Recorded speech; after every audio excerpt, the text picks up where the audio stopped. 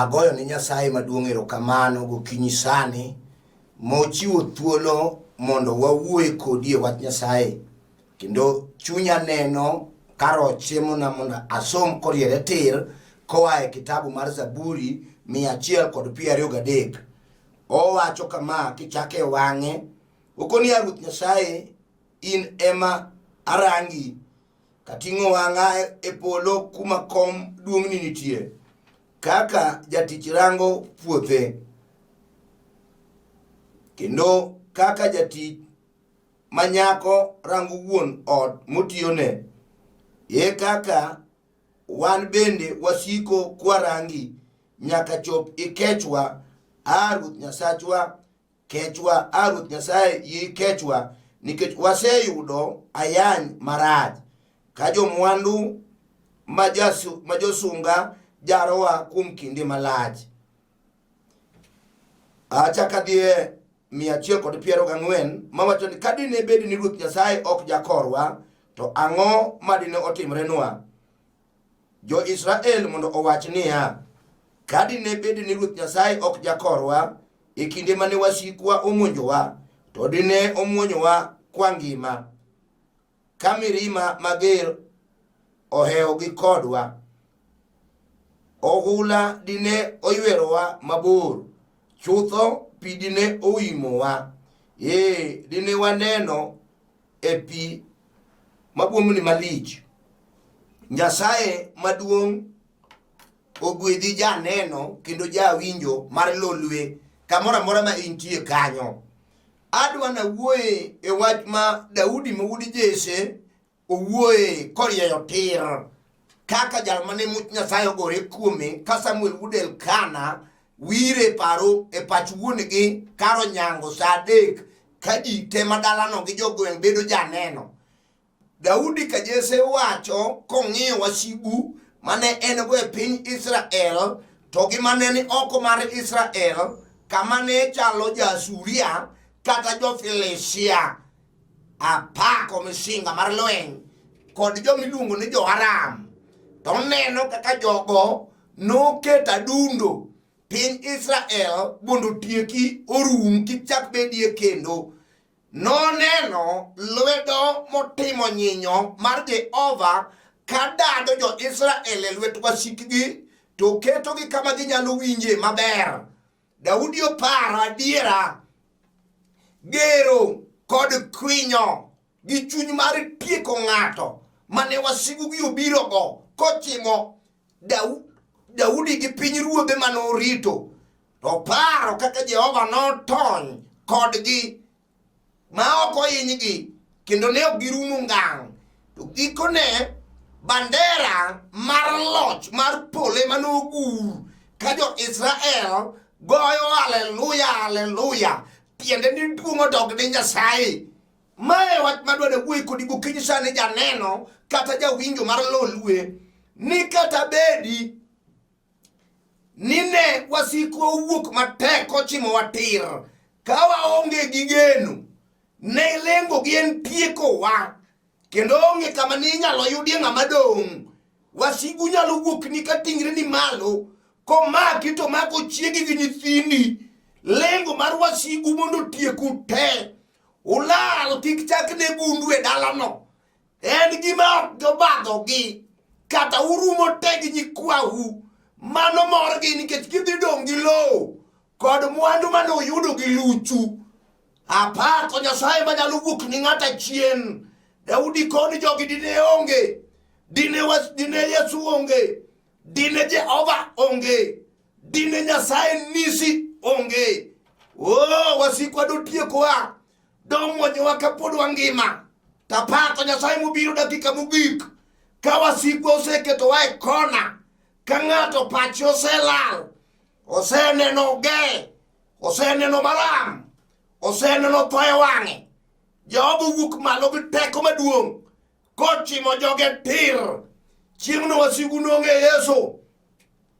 Madwa na wuok kuome sani, mama kaminenano, owadwa kaminenano, ok ang'eyo kaka jachien oseketi moseng'amo dhoge, dwano muonyi idong kionge ng'ato, chunyi oseneno tho mar maram, iseneno kaka dala dong nono, oseneno kaka kori chiemo kaburini kar tho.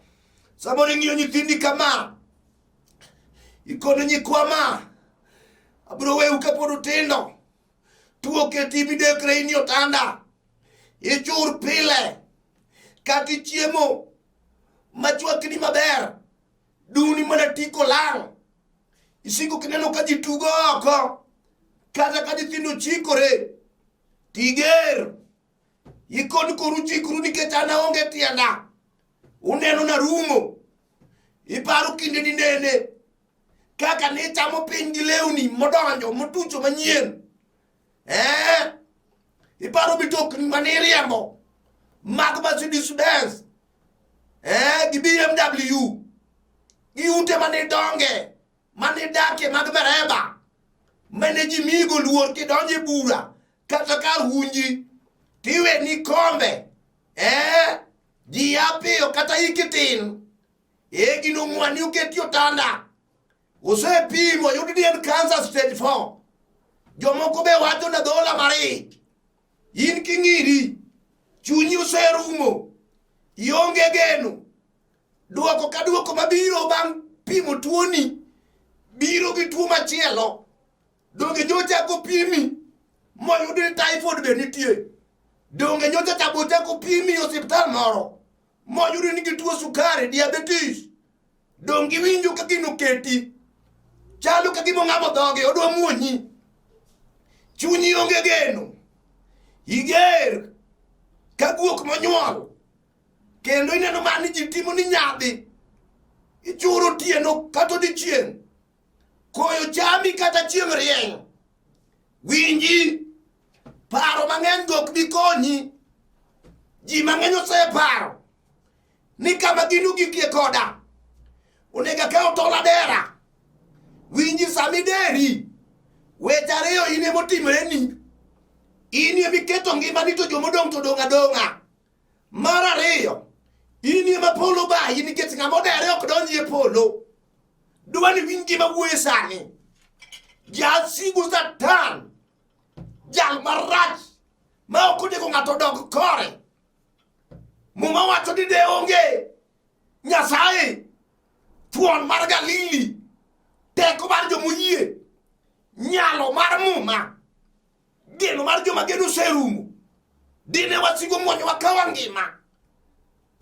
Kata sani, iwuotho kiwuoyo kichwado lweti, pinyo tieki mus, gik mabiro okine, kata mitoka mochimie ndara, bon nyadibirie kia ndara, mibuogu matek machunyiri, to kidwa ng'e adiera, adogi lek mileko, ileko joma lawi gi pala, ileko le, machalo kaka simba gi guogi, kema lawi milwari e bur matut, maonge gikone, kore kibuok, tidong' neno pien jomotho, kochi mitir, gimitimo onge, dendi ng'at achiel, tuoche nitie tuoche aboro, ma ok thiedhi, ipenjo ni to ere ng'ato, adiera pesa isetiyogo, iseuso nyaka puodho kiteri e pim, Kisumo, kati teri e pim Mombasa,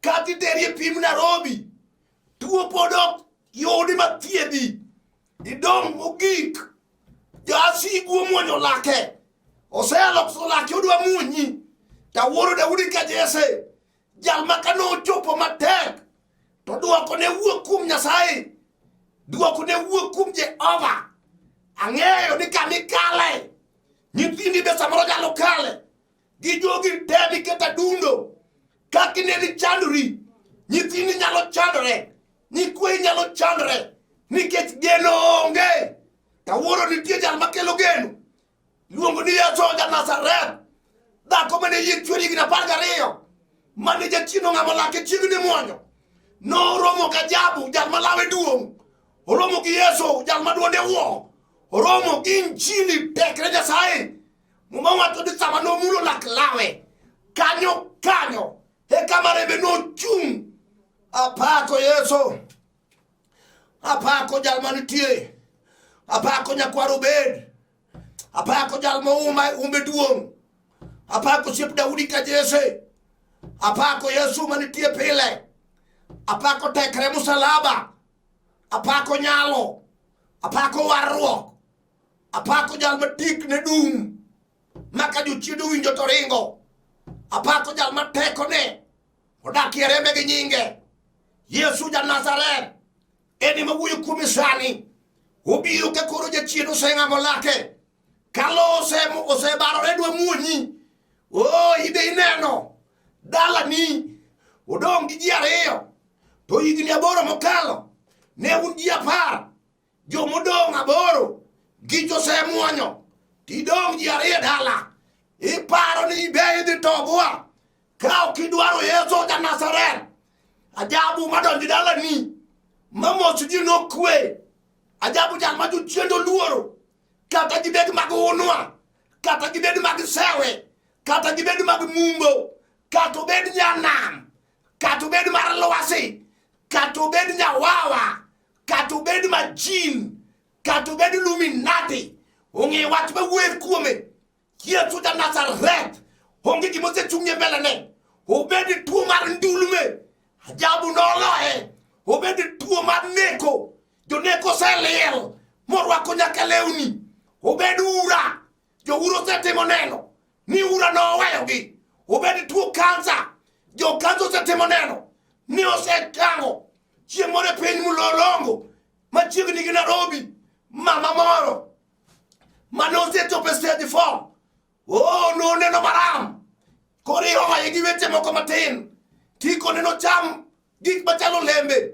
Bono ndalo moko 2 medre ne ngimane. Noparo Yesu. Nowapo kwayudo simo. Kwatimo mulolongo tir. Kam Roho mar Nyasaye.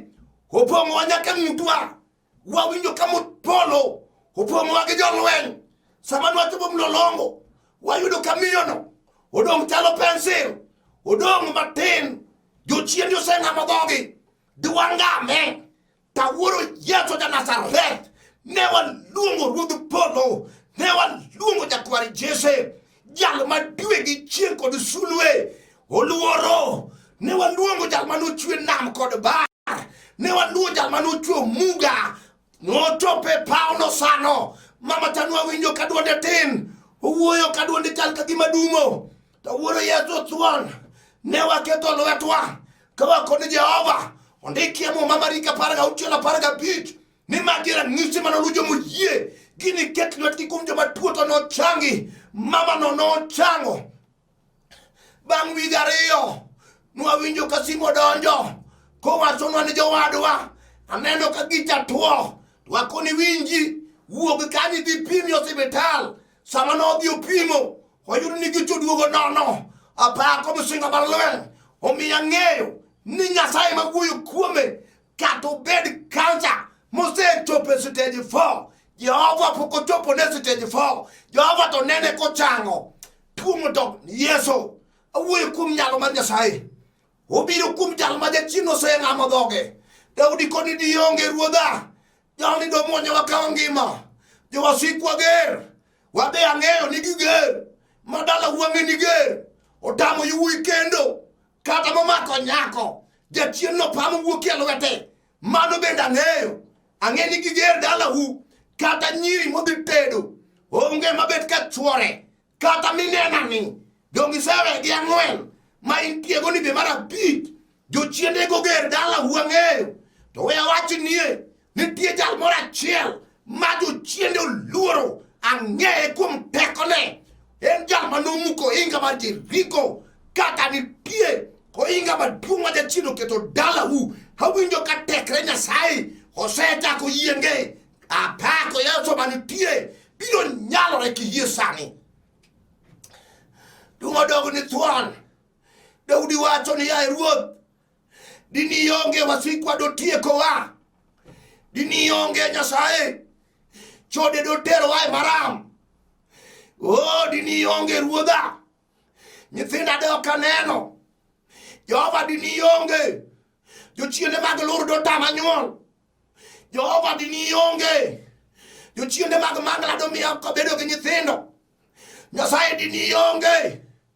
dina chweyo gi pange shopping center do kabedo gi ot Jehova dini bedie dini okibede Jehova mae do timore na to ni kechini biro sama na luongie sama na dwarie oni kemo ma ni wat Nyasaye chiegni kodwa kendo en medo wakanyo Nyasaye mawuoyo kuomeni iluongo ni Manuel Nyasaye mani kodwa kata kami beti neng'ano Nyasaye ni kanyo obiro dadi ele wetu wasigu Mose maki Daudi kajese no dado ele wetu da Felicia maja Felicia moninde badelanga uduchie matera oninde rembe magoro maduong do Israel apako Nyasaye maduong Yesu mawuoyo kuome mama kata ji osenyiri mineno kedhi tho kaguok mangata ng'ama nobani onge idhi tho ka ng'ama ok dhano awuoyo kuom Yesu jal manyalo choki sani kata jachien osego lengo ni Desemba ok idhi chopo kolure gi lweny mineno gimoro amora matimre gweng'ini machako gi dalani obedi tuo machal nadi chakre gi dalani obedi gi ura chakre gi dalani onge gima ber machakre gi dalani mariche machakore onegi luongi Yesu okinyi sama kama age jal mabao luoro oting'o bao molwar go didek okoni ka okalwar go adhi konyo dhako ni nadi adhi konyo kijana ni nadi kijana manosomo to onge tich wuotho gi papers mage malweti onene baasa kamokale to ji wacho ni huyu sindi alikuwa hapa jana winji pinyo dianyi ionge geno kijana to ya wati nitie Yesu wasigu monomio dala wuoko bet maber Mose chako ringo kodi itiyo tich masombi okomi Yesu jalo yao yosani mipoko luongi kama ni setime interview kati setime gikunda par kama biro luongi en achiel ma Yesu nitie kati bede dichuo nyako midwaro kendo kelo wiye oseneno jomoko mawege gitar kaen oweye tited kichung wedeo jochiende go okbi muonyi dwara Yesu ja Nazareth to wachina jabu biro miya nyako maene mogolo esito hok baja chode mawang'e tar owuoyo kuom thuon ja Nazareth momiyo nyaka chuo manong'e ni ok nyal kendo timo neno gi nyithindgi ajabu jal manyalo mi bed gi dalani jaduong' ka to tami ok nyal gedo yie wach mayalo ni kata wasiki di mi itho e dala uma ok go dala Yesu nyalo yawo wang'i gi pachi ajabu nyalo kelo pesa e lweti migeni ma ji wachna tiera oh Nyasache nitie awuoyo kuom jal manitie aora maduong' makamo kale udie malwar luongo ni Yesu thuon ang'eye oger gi wasigu mager kodigo kata giketo tuoche kata gimi kisiran makami ndike ji ini miweyi to kata kama usendike biriembi oketo kumi wat matek samoro kelo chunyi nyiege dala hu maot matin gore gi maendeleo mar ot maduong' to ot maduong' be gore gi maendeleo mar ot matin mokelo hu manomiyo mine wuodonje bilo kod nawi Yesu mawuoyo kuome thuon ja Galili osiep Lazaro ja Bethania jal mano ketie kind jokwe to gir ng'ato mokwalo to onge jal mano chwad boka pinyadego chiko nyalo chung kodi nyalo chung gi od meru mineno sechano maka uchiem tu chiemi otomo Yesu nyalo chung gi odno kawuono ajabu nyalo chung gi odno kato sechau maune miluongo uluoko mitokni e mier manotelo mbele ajabu nyalo kalo kod miego apako Yesu kata ne wasigu ger mane bothgi muonyo wa to Yesu ja Nazareth no dado wa lwetgi ndike mar Isaya ni to karatego mako ng'ato to ng'ama digole lwete en Jehova Nyasaye golo ng'ano e lweti jachien kata bigi lengo machal nade kaka to mwang'e lengo mare mondike Johana 10:10 nobiro kwano nego kod ketho to Yesu ja Nazareth to biro mondo kel ngima kata sani kami beteno kata ne bedi jachien osekawi machal nade chokri nyadi chiel ikono la habiro chimo ba otir kama konyruok na nitie kama teko Nyasaye odakie jal ma wuoyo kuome ni iluongo ni Manuel otimo one piny Ghana ma pi olokore divai ma ji omadho okelo mana e bungu ka jo Israel kech kayo ka koro neno tho e wang'gi Yesu ja Nazareth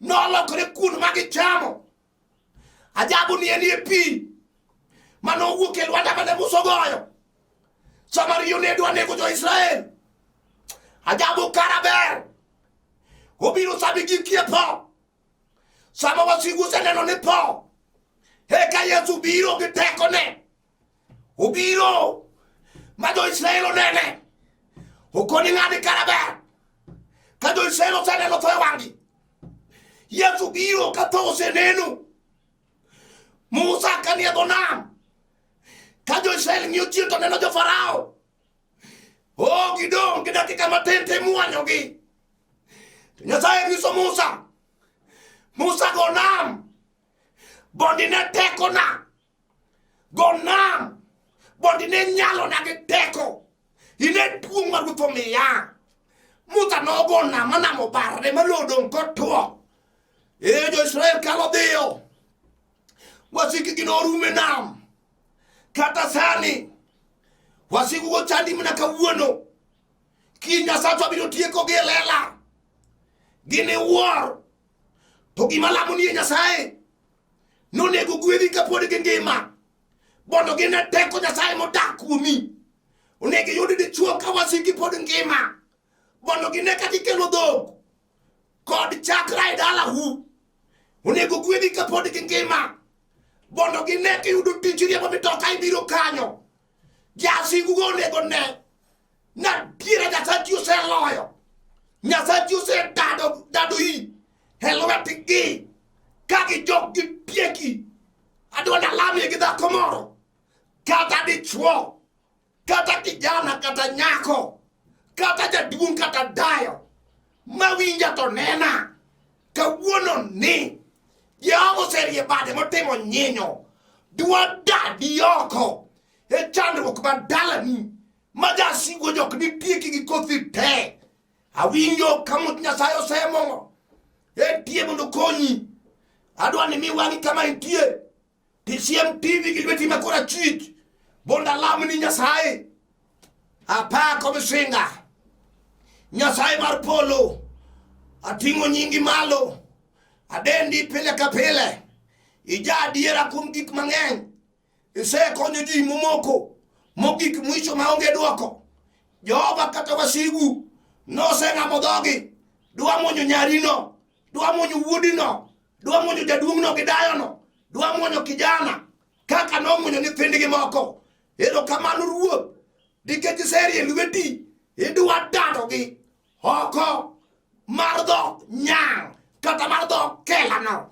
Jehova tim ng'wono migi gik ma gionge go gibedgo kata obed ni tich chiwe ka en tuo change Nyasaye kata ka ji ochaye gol achayano kuome Nyasaye kata ji osemiye nying moro gol nying marachno kuome timiye nying maber Jehova erokamano kiparo miego ma jachien osegogo kwano mae kawuono to odog kori nikech ijadiera e nying Yesu nikech ang'eyo ni Ruoth maduong' in Nyasaye ma kokwato timo parna jatich Nyasaye magudo bul majar lega piny Kibira, parna Nyasaye jatich Nyasaye magudo gembo manyakwara tieno, parna chiega miluongo ni Marcelina Peyo Washiali kaene piny Nairobi kanyo, parna jotich Nyasaye matiyo tich nie Kenya ka kata piny tek, Jehova rie badi mondo ikony Kenya nikech Nyasaye maradiera duongi pak nitie. Kiparo na Bishop